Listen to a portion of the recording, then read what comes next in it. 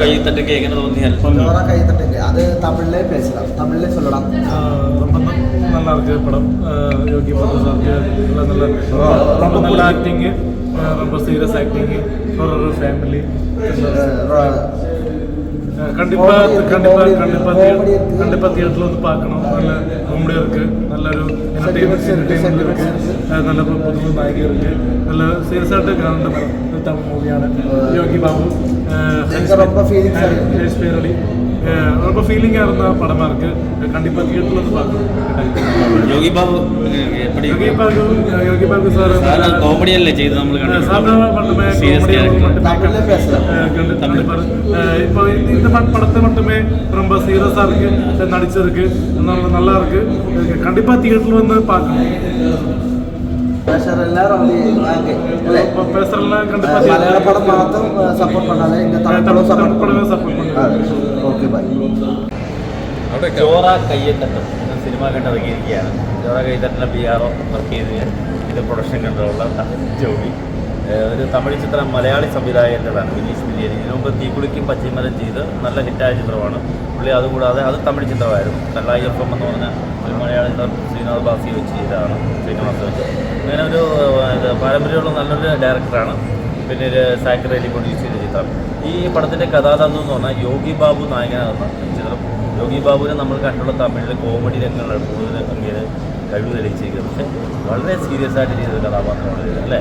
ഒരു മജീഷ്യൻ്റെ ജീവിതത്തിലെ ഒരു യാതനകൾ, അങ്ങനെ ഫേസ് ചെയ്യേണ്ടി വരുന്ന, അഭിമുഖീകരിക്കേണ്ടി വരുന്ന പുള്ളിയുടെ ജീവിത എന്താ പറയുക, ജീവിത പ്രാരാബ്ദങ്ങളൊക്കെ അതിനെ എങ്ങനെ മാജിക് മാന്ത്രിക വിദ്യയിലൂടെ തന്നെ നേരിടുന്നു എന്നുള്ള യാഥാർത്ഥ്യമാണ് ചിത്രത്തിലൂടെ വരച്ചു കാട്ടുന്നത്. അതാണ് ഇതിൻ്റെ ഒരു പുതുമ.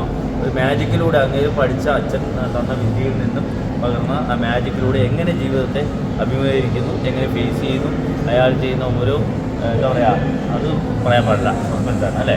അയാൾ എന്ത് പ്രവൃത്തി ചെയ്തോ അതെല്ലാം മാജിക്കിലൂടെ തന്നെ തിരിച്ചു കൊടുക്കുന്നു എന്നുള്ളതാണ് ഈ പടത്തിലൊരു വെറൈറ്റി കണ്ടൻറ്റ്. അത് നന്നായിട്ട് യോഗി ബാബു ചെയ്തിട്ടുണ്ട്. പിന്നെ മലയാളികളുടെ താരമായ ഹരീഷ് പേരടി പ്രധാന വേഷം ചെയ്തിട്ടുണ്ട്.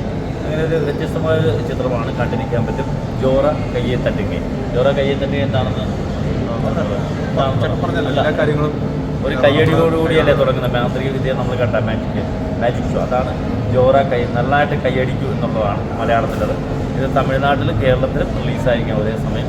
ഒരു മസ്റ്റ് വാച്ചോട് മൂവിയാണ്. ഞങ്ങളിപ്പം ഫോറം മാളിൽ നിന്ന് ഈ പടം കണ്ടിറങ്ങിയതേ ഉള്ളൂ. എല്ലാവരും കാണാൻ ശ്രമിക്കുക. നമ്മുടെ ഈ ചിത്രത്തെക്കുറിച്ച് നല്ല അറിയിക്കുക. കുട്ടികൾക്കൊക്കെ ഏറെ ഇഷ്ടപ്പെടും. പിന്നെ ക്രൈമാണ് ഇതിനകത്ത് പറഞ്ഞിരിക്കുന്നത്, എന്നാലും മാജിക്കിൻ്റെ ഏറെ സ്വാധീനമുള്ള ചിത്രം തന്നെയാണ്. ഓക്കെ, ജോറ കയ്യെത്തട്ടും. എങ്ങനെയുണ്ട് ജോറ കയ്യെത്തട്ടും? ജോറ കയ്യെത്തട്ടും കണ്ടിറങ്ങിയാണല്ലോ, എങ്ങനെയുണ്ട്? നല്ല പടം, നല്ല പടം. തിയേറ്ററിലെ തണുപ്പിനിടയ്ക്ക് ഒരു ചൂടായിരുന്നു. നല്ല പടം. യോഗി ബാബുവിൻ്റെ അഭിനയം എങ്ങനെയുണ്ടായിരുന്നു? അത് ഗംഭീരമായിരിക്കും. ഇതുവരെ കണ്ടിരിക്കുന്നതും അത് അദ്ദേഹം പ്രധാന മെയിൻ സ്ട്രീമിൽ മെയിൻ ഹീറോ ആയിട്ട് വരുമ്പോൾ ഫാമിലിക്കൊക്കെ കാണാൻ പറ്റുന്ന മൂവിയാണ്. തീർച്ചയായിട്ടും നല്ല ക്യാമറ വർക്കാണ്, നല്ല ഡയറക്ഷനാണ്, അഭിനയിച്ചവരെല്ലാം ഓക്കെ. ക്യാമറ നന്നായിട്ട് നല്ല ലൈറ്റിങ്, സോങ്ങിനെ കുറിച്ച് സോങ്ങെല്ലാം നന്നായിട്ട് ചെയ്തു. എന്തായാലും അടുത്ത ഷോയിൽ ആളുകൾ കയറുമെന്നാണ് എൻ്റെ വിശ്വാസം. കണ്ടത് വെച്ചത് ഒരു മജീഷ്യൻ്റെ ജീവിതം എങ്ങനെ നന്നായിട്ട് ചെയ്തിട്ടുണ്ട്. യോഗി ബാബുവിൻ്റെ ഏഴിൽ സുരക്ഷിതമായിരുന്നു. പുള്ളിയെ സാധനം നമ്മൾ കോമഡി ആയിട്ടാണ് കാണുന്നത്. ഇപ്പം പക്ക സീരിയസ്. ആ കഥാപാത്രം എന്താണെന്ന് പറഞ്ഞാൽ അദ്ദേഹം നന്നായിട്ട് കൈകാര്യം ചെയ്തിട്ടുണ്ട്. പ്രേക്ഷകരെ പിടിച്ചിരുത്തുന്നുണ്ട്. അതാണ് നേരത്തെ പറഞ്ഞത്, തിയേറ്ററിനുള്ളിൽ തണുപ്പിനുള്ളിലും ഒരു ചൂടായിരുന്നു. വിജയിക്കും. എല്ലാ ടീം അംഗങ്ങൾക്കും ആശംസ. പിന്നെ അതിൻ്റെ ദൃശ്യം, ക്യാമറ നന്നായിട്ടുണ്ട്.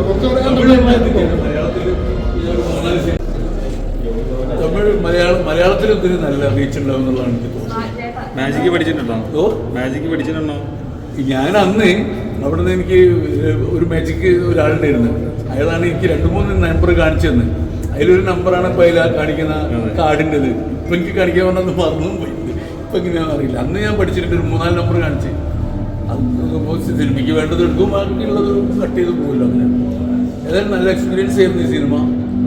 ഇത് പ്രേക്ഷകർ ഏറ്റെടുക്കുന്നുള്ളത് തന്നെയാണ് എനിക്ക് പറയുന്നത്. കാരണം മലയാള പ്രേക്ഷകർക്ക് നല്ല ഇൻട്രസ്റ്റീവ് ആയിട്ടുള്ളൊരു കഥയാണ്.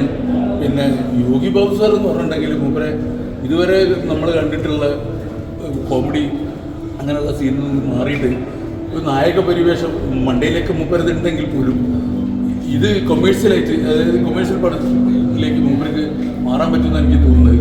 മൂപ്പർക്ക് തന്നെ നല്ലൊരു ചേഞ്ച് ഉണ്ടാവും. ഇതുവരെയുള്ള കോമഡിക്കും കഴിഞ്ഞിട്ട് പോകും ഈ ഇങ്ങനെയുള്ള ആക്ഷൻ പടങ്ങളിലേക്ക്, ഈ ഹൊറർ ഇങ്ങനത്തെ ഈ ത്രില്ലർ പടങ്ങളിലേക്ക് മൂപ്പർക്ക് ഇനി ഒരുപാട് സാധ്യതയുണ്ട്. നന്നായി അഭിനയിച്ചിട്ട് മൂപ്പര് അവിടെ നല്ല സാധ്യതയുണ്ട്. നല്ല സിനിമയാണ്. പിന്നെ പ്രേക്ഷകർ ഈ സിനിമ ഏറ്റെടുക്കും എന്നുള്ളത് തന്നെയാണ്